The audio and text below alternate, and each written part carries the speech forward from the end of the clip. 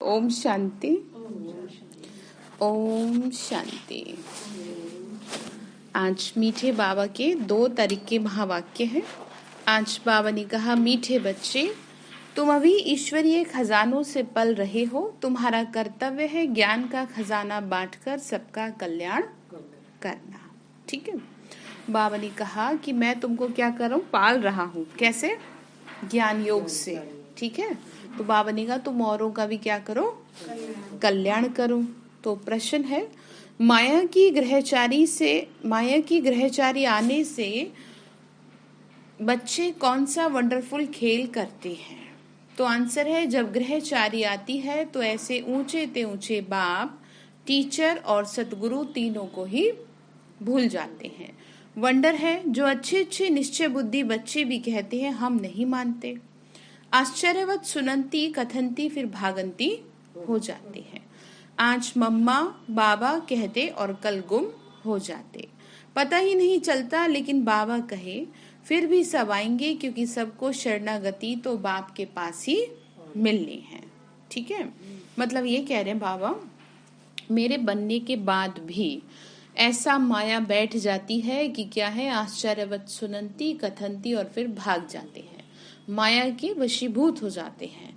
तो हमको अपनी चेक करना चाहिए, अपनी चेकिंग करनी चाहिए कि हम तो कहीं वशीभूत नहीं हो रहे। वशीभूत होने का मैंने आपको बता दिया। सबसे पहला माया वार करेगी, आपका सेंटर बंद करवाएगी, हथियार है। फिर मुरली बंद करवाएगी, क्योंकि इस 2 हथियारों के माध्यम से ही आप जीतोगे। जब मुरली नहीं सुनोगे तो सारा दिन बुद्धि खराब ही रहेगी। कोई पक्का रखेंगे। हाँ, कि चाहे कुछ हो जाए मैं तो जाऊंगी, कुछ हो या ना हो, आना भी है और हाँ, मुरली सुननी भी है। बस। तो अपने आप फिर माया क्या हो जाएगी, हार जाएगी। तो गीत है ओम नमः शिवाय, ओम शांति। ये गीत तो बच्चे समय प्रति समय सुनते भी हैं और अपने पारलौकिक परमपिता परमात्मा को याद भी करते हैं। याद हमेशा उनको किया जाता है जिससे कुछ न कुछ सुख मिलता है। तो सुख किससे मिला है? बाबा से। तभी तो देखो, हर कोई उसी को क्यों पुकारता है, तो कुछ तो नाता रहा होगा भगवान से हमारा। तो उनको पुकारते, कहते हे भगवान दुख हरो, हे भगवान हिम्मत दो। अब वो भगवान है कौन, क्यों पुकार रहे हैं आप? तो मनुष्यों के साथ प्रॉब्लम ये आ रही है कि वो ना फील नहीं कर पा रहे भगवान का और अपना रिलेशन। ठीक है। मतलब आपका परमात्मा से जो संबंध है, आप उसको फील नहीं कर पा रहे, आप उसकी टच को महसूस नहीं कर पा रहे, तभी तो दुखी है। नहीं, इसको ऐसे समझो ना, जैसे ही क्या होता है ना, बच्चा जब माँ बाप से मिलता है, माँ से मिलता है, तो जब माँ उसको टच करती है तो उसकी सारी थकान दूर हो जाती है। वो जो प्यार है ना, वो स्वीकार करती है आत्मा। तो ठीक इसी तरीके से हमारे साथ हुआ। मतलब हम मनुष्य आत्माओं के साथ जो परमात्मा को पहचान नहीं पा रही हैं, उसे पिता के रूप में नहीं पहचान पा रहे, उसे फील नहीं कर पा रहे, इसीलिए दुखी हैं। नहीं तो दुनिया का इतना बुरा हाल ना हो, और खासकर भारत का ना हो, क्योंकि भारत में तो बहुत भक्ति भावना वाले लोग हैं। विदेशों को तो चलो छोड़ दो, भक्ति भावना के साथ समझ भी तो होनी चाहिए, और वो समझ ना होने की वजह से दुखी हैं। भक्ति तो खूब करते, पर बात को नहीं। तो वही है ना, समझ नहीं है। भगवान हमारा पिता है। स्कूल में 1000 बच्चे खड़े हैं, अपना प्रेयर बोल रहे हैं, तुम ही हो माता पिता, तुम ही हो। सभी के माता पिता अलग अलग हैं, फिर भी बच्चों को ये शिक्षा दी जाती है कि तुम पुकारो उसको। अब उनसे पूछो क्यों क्यों उनको बोल रहे हो कि पुकारो? कुछ तो नाता है ना। तो वो गीत याद कर लिया करो, तेरा मुझसे है पहले का नाता कोई, यूं ही नहीं दिल लुभाता कोई। हम बाबा से जोड़ते हैं सारे गाने, दुनिया में लोग एक दूसरे से जोड़ते हैं। ठीक है। तो बाबा से हमारा क्या है, ऐसे ही नहीं दिल लुभा रहा, ऐसे ही नहीं खिंचाव हो रहा, तो वो कुछ तो है ना अंदर। तो वो जो है वो वही है। मतलब पिता ही है ना, एक पिता ही सच्चे भाव से बच्चे को खींच सकता है। बाकी तो सब स्वार्थ की दुनिया है, कौन किसको चाहेगा। ठीक है। तो बाबा कह रहे बच्चे, यहाँ बाबा ने कहा बहुत सुख मिलता है। बनारस में शिव की मंदिर है, वहां बहुत जाते हैं और निराकार बाप को याद करते हैं। जैसे लक्ष्मी नारायण को सब याद करते हैं, क्योंकि उनके राज्य में सुख था, तभी राजा रानी की महिमा निकलती है। ठीक है। स्वर्ग में सभी सुखी थी आत्माएं। सारी दुनिया याद करती है ओ गॉड फादर, वह एक ही वर्ल्ड का फादर है और कोई तो वर्ल्ड का फादर है नहीं। ठीक है, सृष्टि का देखो परम पिता एक को ही कहा जा सकता है, किसी भी धर्म गुरु को परम पिता नहीं कहेंगे। समझ रहे हैं आप? धर्म आत्मा कह सकते हैं लेकिन धर्म पिता नहीं कह सकते।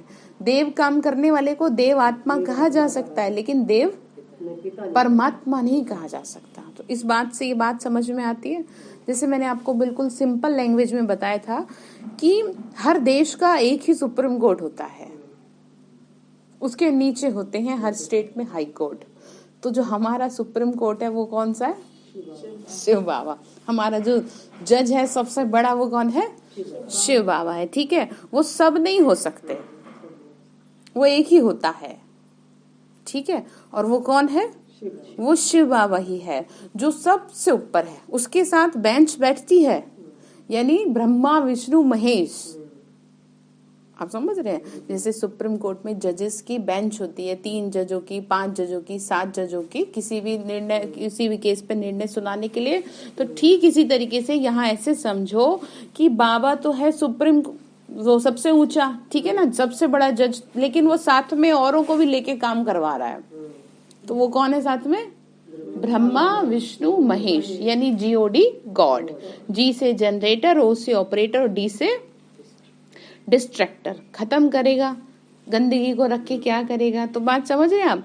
तो हमेशा इस बात को सिद्ध करके समझाओ औरों को। शिवरात्रि आ रही है ना, तो शिवरात्रि पे ये सेवा करो, ये बात सिद्ध करो कि जो परमात्मा है वो केवल एक है। परमात्मा बहुत सारे किसी भी कीमत पे नहीं हो सकते। देवता हो सकते हैं लेकिन परमात्मा का टाइटल आप सबको नहीं दे सकते। वो पिता है, उसे पिता के रूप में फील करो, उससे पिता के रूप में बात करो। भगवान बहुत सिंपल सी लैंग्वेज समझता है, ये शास्त्रों में वर्णित है। आप समझ रहे हैं? वो कौन सी है जानते हैं? प्यार की। वो सिर्फ कहते हैं मेरे से बैठ के प्यार से क्या करो? बात करो। तो बात आपको समझ में आ रही है? तो करते हैं आप बात? हाँ जी, करते हैं हम।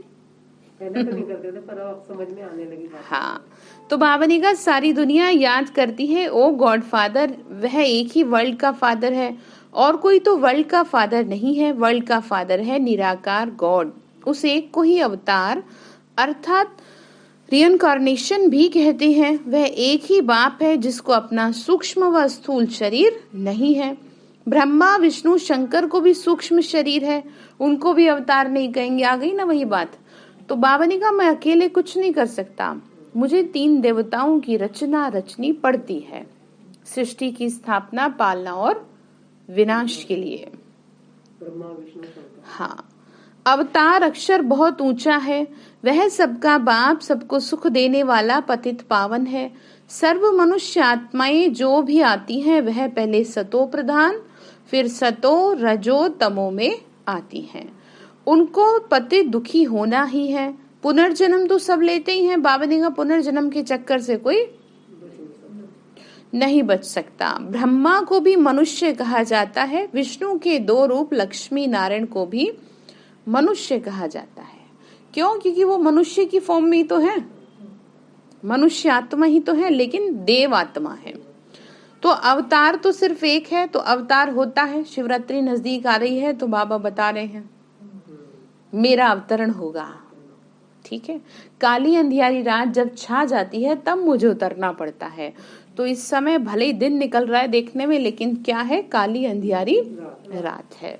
ठीक है, लोग जग के भी जगे हुए नहीं हैं, सब सोए पड़े हैं विकारों की नींद में, अज्ञानता की नींद में।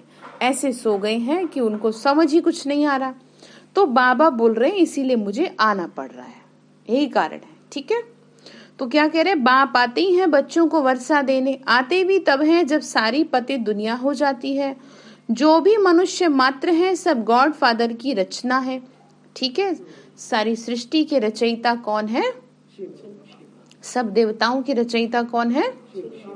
ठीक है, शिव से, देखो भक्ति मार्ग में भी है, शिव से बड़ा न कोई था, न कोई है, न कभी हो पाएगा। ठीक है, तो ये बात समझनी है। रामेश्वरम में राम को दुनिया भगवान मानती है, लेकिन राम जी ने भी शिव जी की पूजा की क्योंकि वो उनसे बड़े हैं। और देखो शिवलिंग की ही पूजा की, कोई शंकर को नहीं पूजा। तो थोड़ा सा कॉमन सेंस लगाया जाए कि उनको क्यों पूज रहे हैं वो, तो इसका मतलब वही सबके पिता हैं। तो बाबा ने कहा ब्रह्मा विष्णु शंकर को बाप नहीं कहेंगे, बाप तो क्रिएटर को ही कहेंगे। जब संगम युग होता है सभी मनुष्य मात्र पतित हो जाते हैं, तभी बाबा अवतार लेते हैं। कल बाबा ने कहा था ना, मुझे आना पड़ता है जब धर्म और कर्म दोनों क्या हो जाते हैं, भ्रष्ट हो जाते हैं, तब मुझे क्या करना पड़ता है। तो ये समय देख रहे हैं ना, अभी धर्म भ्रष्ट हो चुका है सभी का, कर्म भ्रष्ट हो चुके हैं। कितने खराब कर्म कर रहे हैं, मनुष्यों को जरा डर नहीं है। बिल्कुल भी डर नहीं। ठीक है ना, वो इसीलिए नहीं है क्योंकि काल मनुष्य के सिर पे छाया हुआ है। ठीक है, जब किसी की मृत्यु का समय होता है ना, तो उसकी बुद्धि काम करना बंद कर देती है। उसे समझाओ तो भी उसे समझ में नहीं आता। तो समझ जाना चाहिए अब सर पर क्या है, कालमंड। कहते हैं ना इसके सर पे काल मंडरा रहा है, उसकी बुद्धि काम नहीं कर रही। हाँ, तो वही वो हकीकत है, वो कुछ गलत नहीं है ये। तो इसीलिए समझ जानी चाहिए। बाबा कहते हैं ना, सबका मौत सामने खड़ा है। बाबा के बड़े कड़े शब्द रहे, आने वाले समय में मौत का बाजार गर्म होगा। बाबा ने कहा था कि देख रहे हैं आप कैसे अभी भी कितना गर्म चल रहा है।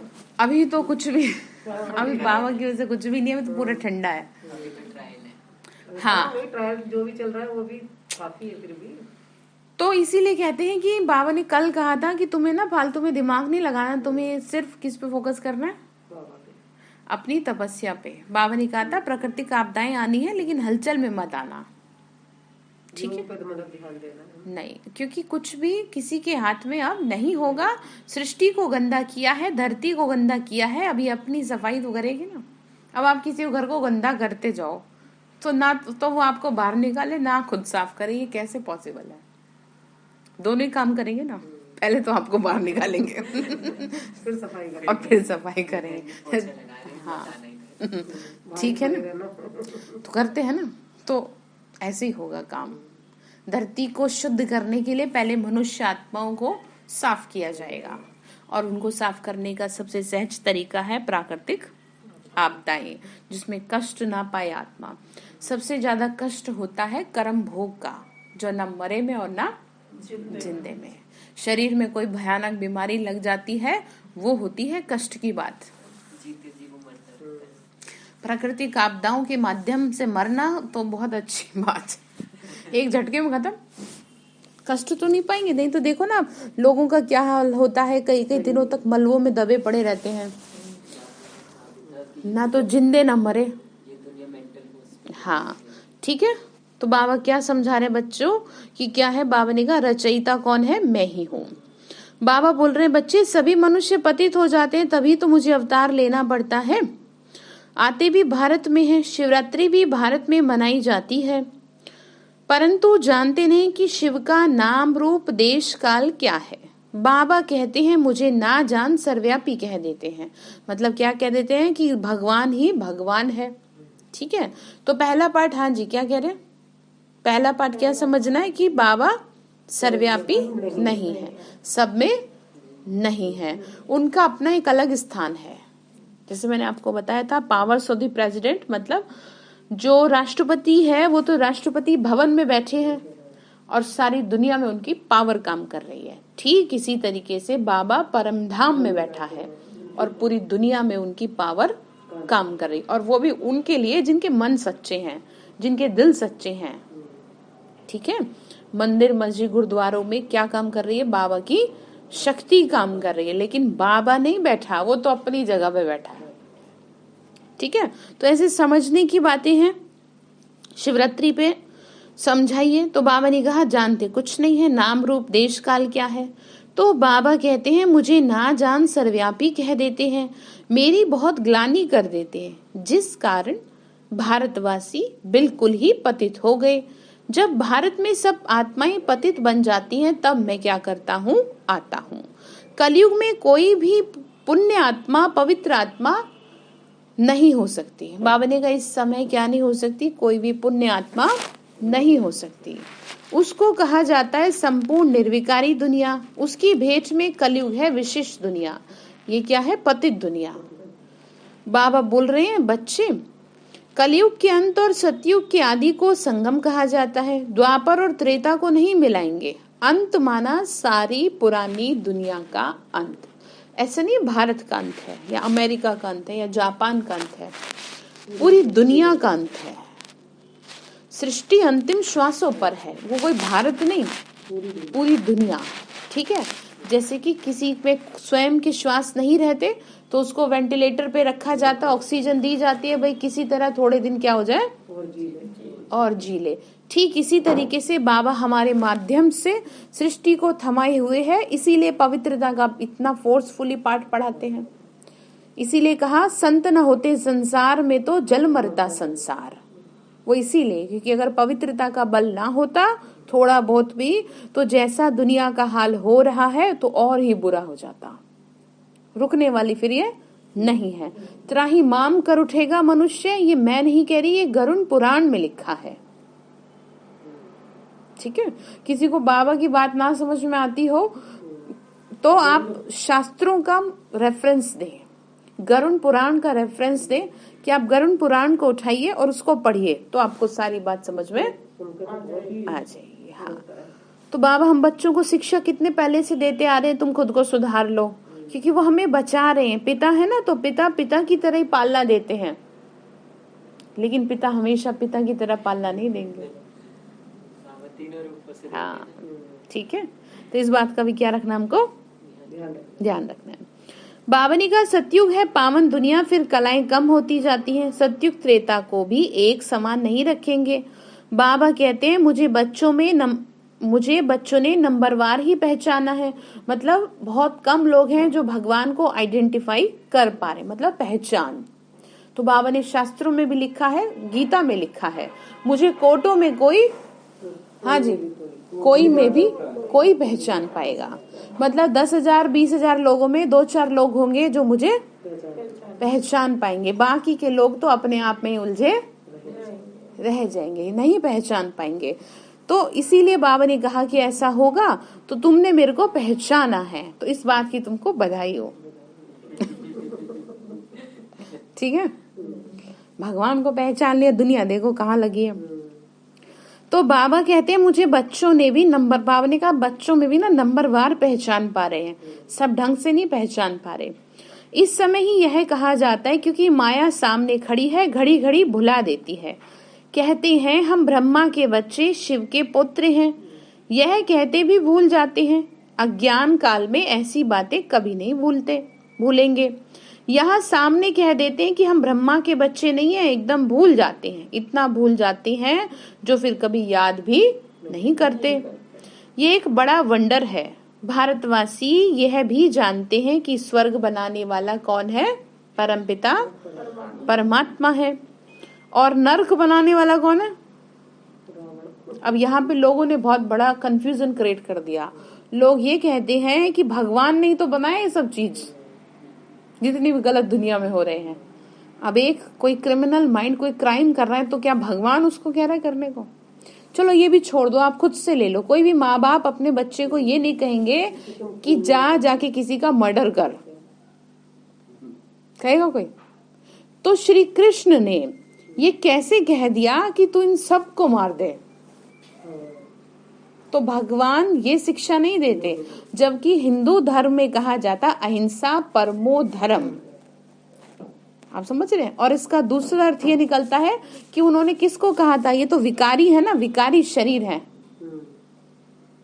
ठीक है, कौरव कोई 100 नहीं है, कौरव हर वो व्यक्ति है जो भगवान से विपरीत है, जो उसके अगेंस्ट है, वो हर कोई व्यक्ति कौरव है, और जो उसकी फेवर में है वो हर कोई व्यक्ति पांडव है। ठीक है, परमात्मा से प्रीत बुद्धि वाले मनुष्य को पांडव कहा जाता है और उसके विपरीत बुद्धि वाले मनुष्य को कौरव कहा जाता है। तो श्री कृष्ण ने ये कहा था कि क्या करो तुम, ये जो बैठे ना 5 विकार इनके अंदर, इनको मार दो। हाँ, ठीक है, तो हर एक बात के ना 2 अर्थ होते हैं। समझाने वाला चाहिए। तो बाबा ये समझा रहे हैं। तो रावण, ठीक है, रावण ने 5 विकारों की दुनिया बनाई, भगवान ने थोड़ी बनाई। कोई भी माँ बाप अपने बच्चों को दुखी करने के लिए कुछ करेंगे क्या? उनका तो पूरा एफर्ट्स रहता है कि हमारा बच्चा। तो भगवान के लिए आप ये कैसे कह देते हैं कि सारी गलत चीजें दुनिया में सब किसने बनाई? क्योंकि वो कुछ कहता नहीं है ना। जिस दिन आकाश पाताल से आवाज आएगी ना, सब समझ जाएंगे। जैसे कंस को मारने के लिए आ गई थी, तेरा कौन सा पुत्र? 8वां पुत्र तेरी मृत्यु का काल है। तो कितना डर रहा, अदरवाइज डरे ही ना, ठीक है ना। तो ये क्या है? हाँ, तो ये समझने की क्या है बात। आपको बात समझ में आ रही है? बाबा हम बच्चों को क्या शिक्षा दे रहे हैं? तो ये विकार किसने बनाए? ये विकारी दुनिया रावण की बनाई हुई है, बाबा की बनाई हुई नहीं। बाबा ने कौन सी दुनिया बनाई है? जिसमें रहने वाले बच्चे, बूढ़े, जवान सब देवता हुआ करते थे। और यहाँ बच्चे, बूढ़े, जवान सब में विकार है। तो कितनी वंडरफुल बात है। सही बात है। और क्या, उसी का खानदान है ये, दर पीढ़ी चली आ रही है।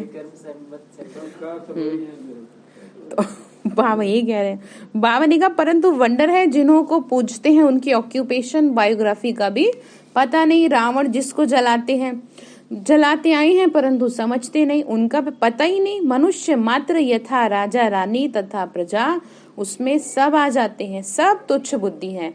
इस समय सबकी बुद्धि कैसी हो गई? तुच्छ बुद्धि हो गई। बाप समझाते हैं और जो धर्म स्थापन करने आते हैं उनको रिइंकार्नेशन नहीं कहेंगे। अवतरण तो एक बाप का ही होता है, मतलब केवल शिव बाबा अवतरण लेते हैं, बाकी सब माँ के गर्भ से जन्म लेते हैं। ठीक है, सिर्फ परमात्मा शिव ही है जिन्हें किसी के गर्भ से जन्म लेने की जरूरत नहीं पड़ती। जितने भी धर्म गुरु हैं, जितने भी देवी देवता हैं, सब पे नजर दौड़ाई जाए तो ये पता चलता है कि सबने जन्म लिया है।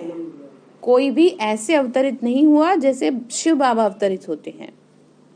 तो अवतार एक बाप का ही है, परंतु भारतवासी खुद ही भूल जाते हैं। भल परमपिता परमात्मा की पूजा करते हैं, परंतु वो कब आया, उन्होंने क्या किया, कुछ भी जानते नहीं। ना बाप को जानते, ना रचना के आदि मध्यंत को जानते। क्यों भाई जी, क्या कह रहे हैं? भगवान को जानते नहीं, कुछ नहीं पता कहाँ शुरुआत हुई और कहाँ अंत होगा। बस ऐसे ही चले जा रहे हैं, ठीक है ना। कहाँ पर स्टॉप होना इस बात की समझ ही नहीं है। तो बाबा ने हम बच्चों को आके समझ दी कि बच्चे अब स्टॉप हो जाओ, क्योंकि अब आगे कुछ नहीं है। बिल्कुल किनारे पे खड़े हो, किनारे पे खड़े होंगे तो गिरेंगे ना, तो बेहतर यही उल्टे चल दो। उल्टे पाँव ले लो, क्योंकि अब वापस चलो। तो बाबा कह रहे बच्चे, बाप तुमको समझाते हैं, तुम बच्चों को, बाबा ने कहा मैं शिक्षक हूँ तुम्हारा, तुमको परम धाम में ले जाऊंगा, मैं तुम्हारा बाप हूँ, पिता हूँ। मतलब कैसा वंडरफुल दुनिया है ये कि भगवान को खुद ये बताना पड़ रहा है मैं हूँ तुम्हारा। जिसको तुम बैठे हो अपना समझ के, वो तुम्हारे से तो क्या लेने आए हैं? हिसाब लेने आए हैं। तो कितना बड़ा झोल क्रिएट कर दिया। जो हिसाब लेने आया है उसे अपना समझ लिया, जो अपना है उसे दूसरा बता दिया। तो समझ में आ रही बात। तो अपने ऊपर काम करना है, अपने आप को जितना हो सके मनुष्य आत्माओं से बुद्धि हटाते जाना है। जितनी ज्यादा बुद्धि हटाओगे उतना ही सुखी जीवन होता जाएगा, क्योंकि ये कड़वा सत्य आप स्वीकार ले, सबका साथ छूटेगा। हर किसी को अकेला होना है, और इसको आप अभी से प्रैक्टिस कर लें तो ज्यादा अच्छा है। ठीक है, क्योंकि जब छूटेगा ना तो वो असहनीय होगा।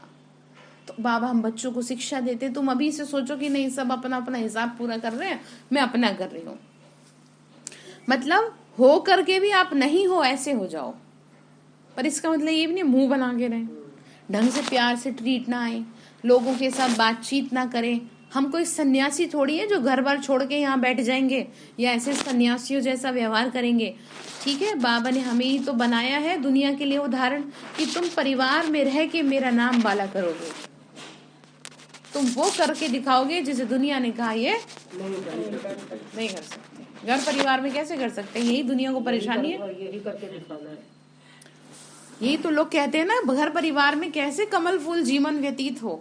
अब आपके जैसे करोड़ों लोग हैं जो घर में रह के क्या कर रहे हैं, अपने जीवन को बना रहे हैं, तो आप कैसे नहीं कर सकते? बस तो स्वीकारिए। तो बाबा ने कहा मैं तुम्हारा पिता हूँ, तुमको ले जाने आया हूँ, तुम्हारा शिक्षक भी हूँ, पढ़ा के तुमको राजाओं का राजा बनाऊंगा। मैं सतगुरु हूँ, तुम बच्चों को नंबरवार पुरुषार्थ अनुसार वापस लेकर जाऊंगा। ये मेरी क्या है? गारंटी है। ऐसे बाप को भी चलते चलते भूल जाते हो, हैं? फालतू की बातें तो बड़ी ध्यान रहती है। इसने ये कहा, उसने वो कहा, मुझे डांट दिया। अरे क्या डांट दिया? आपने भी डांटा होगा पिछले जन्म में, हिसाब बराबर है। क्या क्यों भाई जी, हिसाब बराबर है तो फिर किस बात का रोना रोते हैं? तो आप समझ रहे? रोना इस बात होता है पिछले जन्म का तो याद नहीं है, इस जन्म का देख रहे हैं आंखों से। तो ये बाबा इसीलिए तो बैठा है याद दिलाने के लिए। आपको बार बार यही तो याद दिलाया जा रहा है कि जो भी हो रहा है वो आपके किए हुए कर्मों का परिणाम है। हम आंखों से नहीं देख पा रहे हैं, इसीलिए तो उसे आना पड़ा ये याद दिलाने के लिए। अच्छा देखो, एक प्रैक्टिकल एग्जाम्पल आपको देती हूँ। मुझे ये बताओ, बहुत ध्यान से सुनना। एक झुग्गी झोपड़ी में बच्चा पैदा हुआ, उसने क्या बुरे कर्म कर दिए पैदा होते ही जो भीख मांग रहा है? कुछ तो बुरा करके आया है ना, जो ऐसे घर में जन्म लिया। मिल गया जवाब। तो हमने कुछ तो किया है, कुछ तो अच्छा किया है, जो यहाँ बैठे हैं। बाबा को भी पा दिया। सही बात है, ठीक है। सबसे बड़ी बात तो यही है। आप समझ रहे? नहीं, ये बात की खुशी कम होती है, फालतू की बातों की टेंशन ज्यादा होती है। सबसे बड़ी खुशी दीदी जीवन की है, यही है इतना सबसे क्षण बड़ी। आपके साथ हमारा बीत रहा है। चलो अच्छा, बाबा के साथ बीत रहा है समय, मतलब इतना हमारा क्षण बीत जा रहा है। तो यही तो बात यही समझो। भाग्य है हमारी। हाँ, ये इस बात की खुशी में रहना इतना चाहिए। सोते रहते थे, अब कम से कम इतने सवेरे उठ कर बाबा को याद तो करते हैं। जा रहे थे। बाबा का शुक्रिया। तो ठीक है, बहुत बहुत शुक्राने। तो कर्म फिलोसॉफी को समझे। आप देखो ना, उसने क्या बुरा कर्म किया है, कुछ तो बुरा किया है ना। और उसके साथ साथ माँ बाप भी। मैंने आपको बताया था ना, कई केस ऐसे हुए हैं जिसमें छोटे छोटे बच्चे माँ के साथ जेल गए हैं। तो माँ और बच्चे ने मिलके कुछ तो बुरा किया, क्या वो जो साथ साथ है। जो सिर्फ माँ और बच्चा ही भुगत रहे हैं। और अभी देखो कि कई बड़ा न्यूज में आ रहा था कि एक माँ को 11 साल बाद एक पुत्र की प्राप्ति हुई, और वो भी ऐसा वंडरफुल कहानी कि वो उसे जन्म देते ही मर गई। माँ नहीं रही। अब सोचो ये क्या है? ये कुछ नहीं है, ये कर्मों की कहानी है। इस कर्म कहानी को आप स्वीकार लीजिए कि कुछ तो आपका पीछे का हिसाब है। आप उनके दुख को ना देखें, आप कर्म को देखें। ठीक है, तो इस कर्म को समझते हुए आगे की ओर बढ़े। ये ना सोचें कि हाय ये तो बड़ा बुरा हुआ, क्योंकि आपके हाथ में तो कुछ है ही नहीं। जो हो रहा है सो अच्छा हो रहा है। बस ठीक है, कुछ गलत नहीं हुआ, पीछे का हिसाब है वो मेरा क्या हो रहा है। और भगवान आपको मिल गया, वो बैठ के आपको समझा रहा है, फिर किस बात का रोना? 1000 भुजाओं वाला आपके साथ खड़ा है, क्यों डरते हो? डरो ही मत, चिंता करो ही नहीं, वो कर देगा कुछ ना कुछ। लेकिन कंडीशन एक ही है, शर्त एक ही है, उसे दिल से अपना लो। दुनिया वालों की तरह फोकट में न चलो। जैसे लोग कहते हैं ना, हम तो तुम्हारे बिना रह नहीं पाएंगे, वो तो बेकार की बातें होती है। तो बाबा से जोड़ो ना ऐसा नाता। ठीक है, तो बात आपको समझ में आ रही है? तो क्या कह रहे हैं बाबा ने कहा, सबको वापस लेके जाऊंगा, ये गारंटी करते हैं। ऐसे बाप को भी चलते चलते भूल जाते हैं। माया की ग्रहचारी ऐसी है जो आज कहेंगे बाबा और कल कहेंगे हमको संशय पड़ता है। भगवान में संशय उठा दिया आपने। आप एक बात ये समझो, इस संस्था को चलाने वाला कोई आपको मनुष्य दिख रहा हो तो संशय लाजमी है। लाजमी समझ रहे हैं? जेन्युइन है जरूरी है कि कोई, हाँ मतलब कि कोई इंसान है, आप उसके लिए कह रहे हो। अब यहाँ तो कोई आपको दिख ही नहीं रहा, किस पे ब्लेम करोगे? और काम हो रहा है, दुनिया बदल रही है, लोगों के मन बदल रहे हैं, लोगों के जीवन बदल रहे हैं, लोगों की बीमारियां ठीक हो रही हैं। कैसे? तो फिर से वो गीता के महावाक्य आ गए, मेरे कर्म दिव्य और अलौकिक होंगे जो इन आंखों से किसी को दिखाई नहीं देंगे। तो ब्रह्मा कुमारी संस्था के द्वारा भगवान अपना काम करा रहा है। आधे से ज्यादा लोगों को तो यही नहीं पता यहाँ होता क्या है, सोचते पता नहीं कुछ होता होगा मेडिटेशन वगैरह। तो बात आपको समझ में आ रही किसका काम चल रहा है? ये शिव बाबा का। बाबा ने कहा ग्रहचारी, बाबा बोल रहे हैं ऐसे ही होता रहता है, संशय पड़ता रहता है। हाँ, कोई तो फिर अंत में आकर वर्षा लेंगे, ग्रहचारी उतरेगी तो आ जाएंगे। वही है ना, बुद्धि खराब हो गई, जिस दिन उतरेगी उस दिन आएंगे फिर। ठीक है, मतलब जिस दिन माया का परछाया बुद्धि से उतरेगा तभी आएंगे, नहीं तो माया ने ऐसे ले लिया अपने हाथ में। तो बाबा ने कहा ये भी ड्रामा है, विनाश तो होना है तो फिर किसकी शरण लेंगे? आप ये बात स्वीकार लो, भगवान के बिना आपका कोई नहीं है। आने वाले समय में हम सभी को उसकी बहुत बहुत सख्त जरूरत पड़ेगी, और जब आपको किसी की जरूरत हो ना तो आपको उसकी बात मान लेनी चाहिए, फिर चाहे वो अच्छी लगे या ठीक है, क्योंकि वो जानता है कि आगे आने वाले समय में होना क्या है। ठीक है, तो इसके लिए कहते हैं ना, गुड़ जाने गुड़ की गोथरी जाने।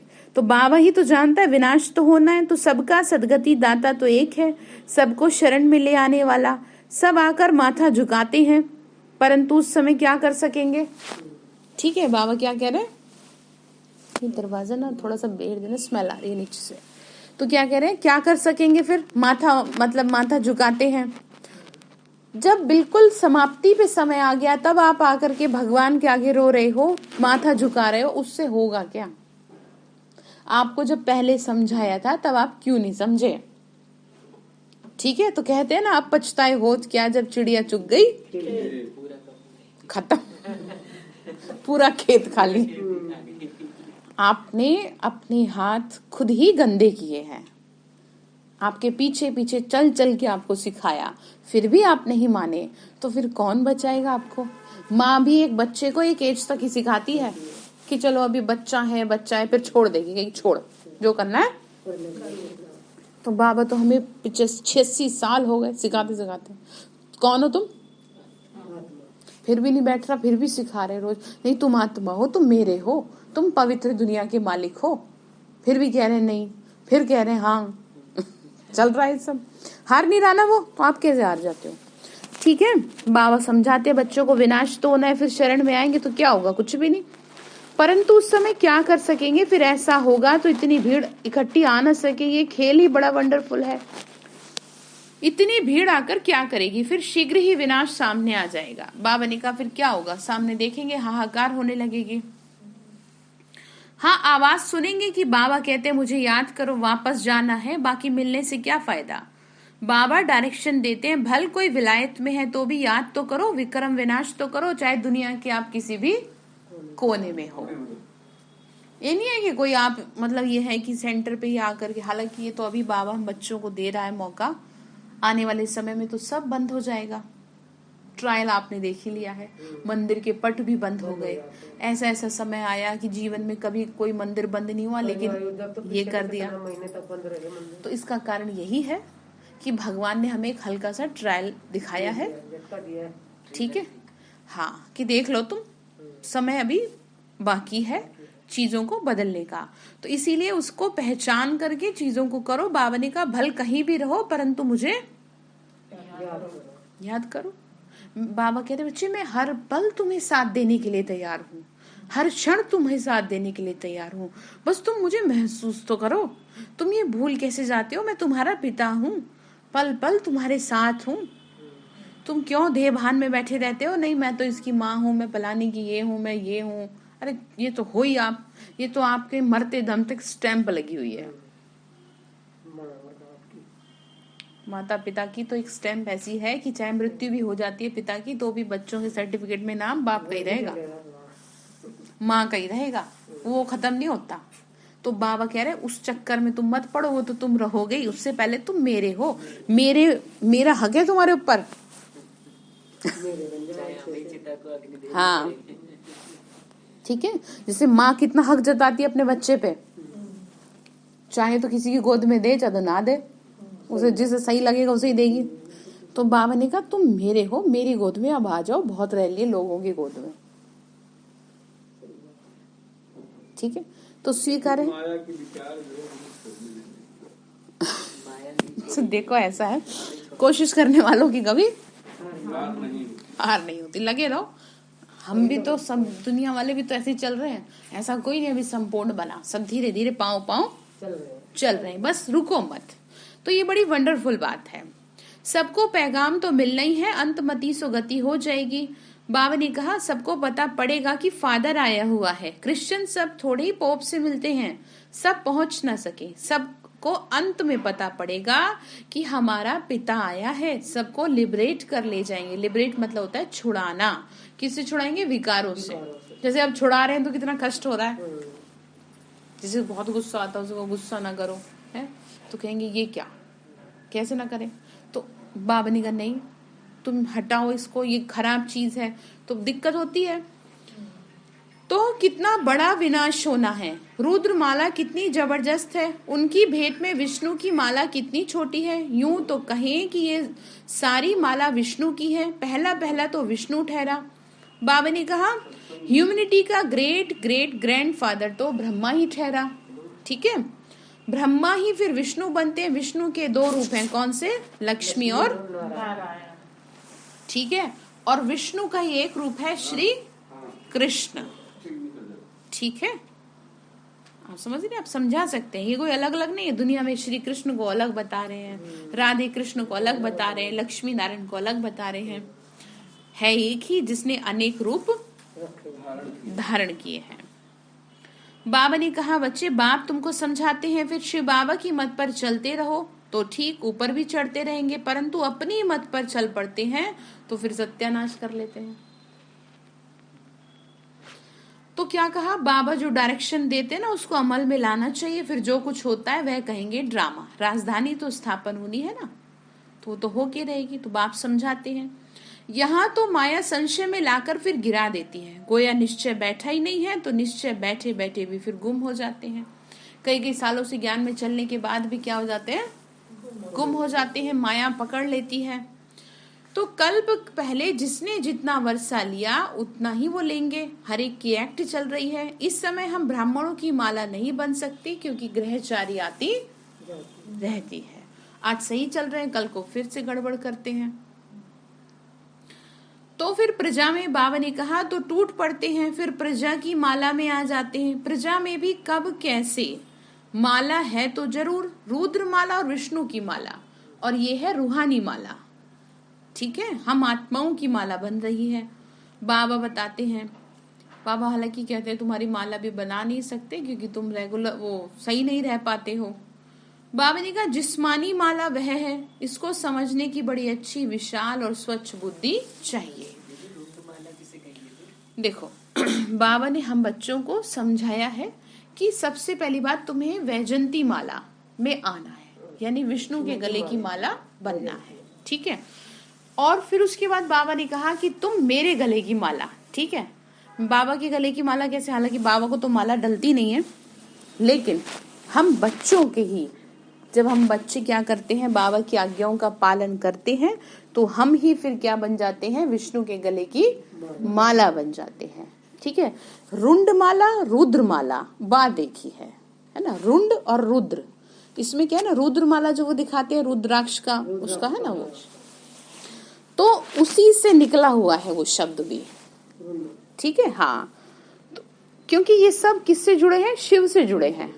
तो इस समय हम शिव की आज्ञाओं का पालन करते हैं तो फिर हमारी माला बनती है, बाबा ने कहा। हालांकि बाबा ने कहा ब्राह्मणों की कोई माला नहीं बनती। ठीक है, बाबा ने कहा जिस्मानी माला, इसको समझने की बड़ी अच्छी और विशाल और स्वच्छ बुद्धि चाहिए। देखो, इन वन वर्ड, माला एक सिर्फ अलंकार है, बात सारी हम बच्चों की है।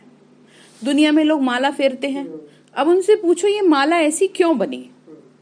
वो माला हम बच्चों की बनती है, जिसका भक्ति मार्ग में एक मोतियों के माध्यम से उसको बना देते हैं। 108 की माला हो गई, 16,108 की हो गई। ठीक है, गायन किसका है? गायन किसका है? हम बच्चों का गायन है। जिसने जैसा पुरुषार्थ किया उसी हिसाब से वो माला बनती है। लेकिन जो मेन माला होती है ना, जिसका बाबा वर्णन करते हैं, वो करते हैं विष्णु के गले की माला, वैजंती माला। उसका महत्व है, ठीक है, वो सबसे अच्छी बताई जाती है, जिसे कहते हैं कि वो उसी को तुमको बनना है। तो जिस्मानी माला, इसको समझने की बड़ी अच्छी और विशाल और स्वच्छ बुद्धि चाहिए। बाबा ने कहा शिव बाबा की इतनी बड़ी सर्विस है। कहते हैं पतित पावनाओ, बाबा पावन दुनिया स्थापन करते हैं, वही फिर पतित बनते मतलब जिनके लिए पावन दुनिया बनाते हैं वही फिर क्या बन जाते हैं? पतित बन जाते हैं। फिर उनको ही क्या बनना है? पावन बनना है। कितना वंडरफुल पार्ट बजता है इस समय, इसीलिए बलिहारी इस समय परमपिता परमात्मा के पार्ट बजाने की। नंबर 1 यादगार है एक, जो सब कुछ करते हैं उनकी ही जयंती मनाते हैं। जिसको बनाते हैं उसकी कितनी महिमा है। बाकी इस समय जो भी मनुष्य मात्र हैं सब पतित और भ्रष्टाचारी हैं, ठीक है। सतयुग में थे श्रेष्ठाचारी परिस्तानी, कितना रात दिन का फर्क है। अभी हम शिव बाबा से वर्षा ले रहे हैं। अब हमको क्या मनाना है? मनाना होता है भक्ति मार्ग में। बाबा ने कहा अब तुम्हें कुछ भी करने की जरूरत नहीं है, ठीक है। बाबा ने कहा इस समय श्रीमत पर तुमको खूब पुरुषार्थ करना है। इस समय मतलब तुम्हें क्या करना है? मेरी आज्ञाओं का पालन करना है, सर्विस करनी है। यह प्रदर्शनी पर समझाने की रस्म बड़ी अच्छी निकली है। ईश्वरीय सर्विस पर बच्चों को पूरा पूरा ध्यान देना है। बाबा क्या कह रहे हैं? बाबा की सेवा पर क्या करना है? पूरा पूरा। अब शिवरात्रि आ रही है, सेवा करेंगे ना सभी। तो मेरे को जो संकल्प आ रहा है वो पुलिस स्टेशन में सेवा करने का आ रहा है, क्योंकि जिन एसएचओ को बुलाया था उनका तो ट्रांसफर हो गया। आप समझ रहे हैं? आप लोगों के सामने आए थे ना, हाँ, तो उनका तो ट्रांसफर हो गया कहीं और। तो मैं ये सोच रही हूँ शिवरात्रि पे जैसे एकदम संकल्प आया तो आप सब करेंगे सेवा, ठीक है। तो क्या है, बाबा कितना सेवा के लिए कहता है, कम से कम अपना तो कवर करें आत्माओं को कल्याण करने के लिए। तो इसकी प्लानिंग करेंगे, तो फिर आपको बताएंगे। इसके लिए आपको रोज थोड़ा अटेंडेंस तो दे दिया करो अपनी। 1 मार्च की, आई थिंक 1 मार्च की है ना, जहां तक मुझे लगता है। फिर से चेकआउट करना पड़ेगा, है ना। तो क्या कहा, इस समय श्रीमत पर तुमको खूब पुरुषार्थ करना है, सर्विस करनी है। यह प्रदर्शनी पर समझाने की बड़ी अच्छी रस्म निकली है। ईश्वरीय सर्विस पर उन भाइयों को बोलो इधर आ जाए। हाँ, आप ना भाई बाहर जाके बात कर लीजिए, वो ना बहनों का रूम है। हाँ, बाहर जाके बात कर लीजिए। तो ईश्वरीय सर्विस पर बच्चों को पूरा ध्यान देना है। जो ईश्वरीय खजाने से पलते हैं उनको तो पूरी सर्विस करनी है। बाबा ने क्या कहा कि जो बाबा की सेवा में है उनको तो क्या करना है? पूरी सर्विस करनी है, जो जल्दी जल्दी मनुष्यों का कल्याण हो जाए। देखो, जिससे जितना बने, जिसके संपर्क में जितनी आत्माएं हैं, कम से कम वो उतनों का क्या करे? कल्याण करे। आप कुछ नहीं कर सकते, किसी को सही रास्ता तो दिखा सकते हैं, बस इतना ही करना है, ठीक है। अच्छा, मीठे मीठे सिक्के लदे बच्चों प्रति माता पिता बाप दादा का याद प्यार और गुड मॉर्निंग। रूहानी बाप की रूहानी बच्चों को नमस्ते। हम रूहानी बच्चों की रूहानी माता पिता बाप दादा को नमस्ते नमस्ते। बाबा नमस्ते। शुक्रिया बाबा, शुक्रिया बाबा, शुक्रिया। धारणा के लिए मुख्य सार है, चढ़ती कला में जाने के लिए कदम कदम श्रीमत पर चलना है। ठीक है भाई जी, क्या करेंगे? श्रीमत पे कोशिश तो कर सकते हैं। देखो, मैं आपको साफ शब्दों में कहूँ ना, कोई भी ऐसा नहीं है जो अपना 100% दे रहा हो। सब ऊपर नीचे होते हैं, लेकिन हार नहीं मानते। अच्छी बात ये है, आपको ये सोचते रहना है कि मुझे क्या है, अपने आप को, हाँ ठीक है, मैं कोशिश तो करूं। तो यही कह रहे हैं, बाबा ने कहा बाप को यथार्थ पहचान कर देही अभिमानी बन पूरा रिगार्ड रखना है। दूसरी पॉइंट है ईश्वरीय सर्विस पर पूरा पूरा ध्यान देना है, याद से बुद्धि को स्वच्छ और विशाल बनाना। ठीक है, भगवान की याद ही हमारा प्योरिफिकेशन करती है, तो इस बात का आपको ध्यान रखना है। जितना ज्यादा बुद्धि परम धाम में टिकाएंगे उतना ही ज्यादा मन स्वच्छ होता जाएगा। उनसे क्या प्रेयर में क्या बोले बाबा से परम धाम में? बोलना कुछ नहीं होता, बस हम तो स्वार्थ की बात वहाँ भी करने लगते। नहीं नहीं देखो वो भी कोई बात नहीं है। आपको क्या करना है तो मैं आपको बताती हूँ ना, अभी योग कराऊंगी 10 मिनट। ठीक है, भटकने लगते हैं जी, मतलब ये तो इसीलिए तो कहती हूँ ज्ञान योग। बाबा बच्चे आपके हैं, तो ये कोई बात नहीं, ये तो अच्छी बात है, ये तो शुभ भावना है। मैं इन्हीं के चक्कर में फंसा हुआ। कोई बात नहीं, आपने अपने आप को आप जैसे हैं उसके सामने रखा तो सही। उसके सामने खुद को रखना भी बहुत बड़ी बात है। नहीं मांगना नहीं है तो बात करना है। आप मांगने एक शब्द हटा दें।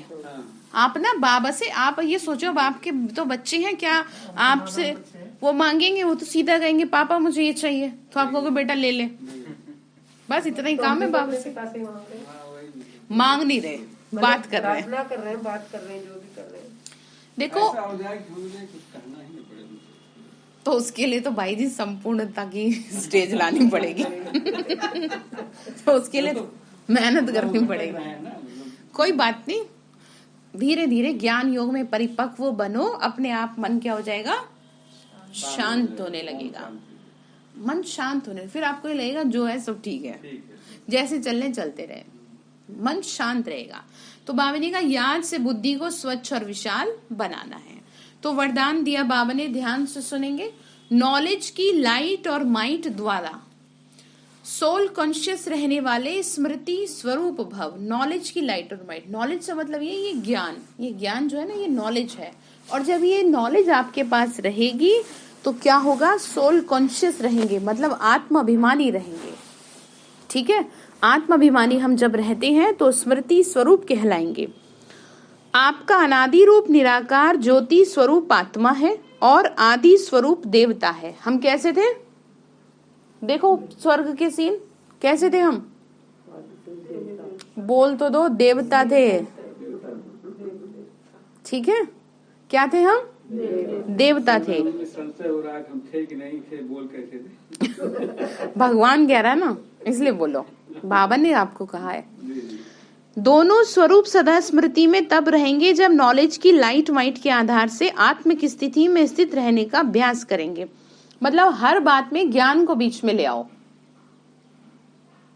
ठीक है, बाबा ने कहा ब्राह्मण बनना अर्थात नॉलेज की लाइट माइट के स्मृति स्वरूप बनना। जो स्मृति स्वरूप है वो स्वयं भी संतुष्ट रहते हैं और दूसरों को भी संतुष्ट करते हैं।